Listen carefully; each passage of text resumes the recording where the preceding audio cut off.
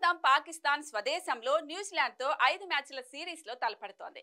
ఈ సిరీస్ లో పాకిస్తాన్ దారుణమైన ఫీల్డింగ్ ప్రదర్శన కనబరుస్తోంది. ఈ సిరీస్ లో భాగంగా రావల్పిండి వేదికగా న్యూజిలాండ్ తో జరిగిన మూడో టీ20లో పాకిస్తాన్ 7 వికెట్ల తేడాతో ఘోర ఓటమిని చవిచూసింది. అయితే పాకిస్తాన్ చెత్త ఫీల్డింగ్ వారి కొంప ముంచింది. న్యూజిలాండ్ విజయంలో కీలక పాత్ర పోషించిన మార్క్ చాప్మన్ కు పాక్ ఫీల్డర్లు ఏకంగా 3 అవకాశాలు ఇచ్చారు. చాప్మాన్ ఇచ్చిన 3 ఈజీ క్యాచ్లను పాక్ ఆటగాళ్లు జారవిడిచారు.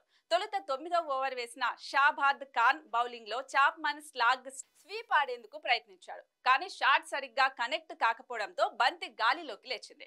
ఈ క్రమంలో బ్యాక్వర్డ్ స్కేర్ లెగ్ వద్ద ఉన్న నసీం షా సునాయాస క్యాచ్ ను విడిచిపెట్టారు. తొలిసారి క్యాచ్ విడిచిపెట్టినప్పటి నుంచి చాప్మాన్ స్కోర్ కేవలం 16 పరుగులు మాత్రమే.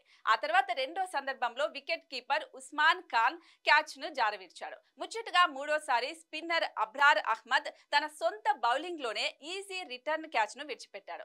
ఆ తర్వాత చాప్మాన్ ఆకాశమే హద్దుగా చెలరేగిపోయాడు. కేవలం 42 బంతుల్లోనే 9 ఫోర్లు 4 సిక్స్లతో 87 పరుగులు చేసి తన జట్టుకు అద్భుతమైన విజయాన్ని అందించాడు. కాగా ఈ సిరీస్ కు ముందు పాకిస్తాన్ ఆటగాళ్లు Kakul army school of physical training లో శిక్షణ తీసుకున్నారు. అయినప్పటికీ ఏమాత్రం మారని పాకిస్తాన్ జట్టును నెటిజన్లు దారుణంగా ట్రోల్ చేస్తున్నారు. ఆర్మీ కాదు ఎయిర్ ఫోర్స్ ట్రైనింగ్ ఇచ్చినా వీళ్ళు మారరు అంటూ కామెంట్స్ చేస్తున్నారు.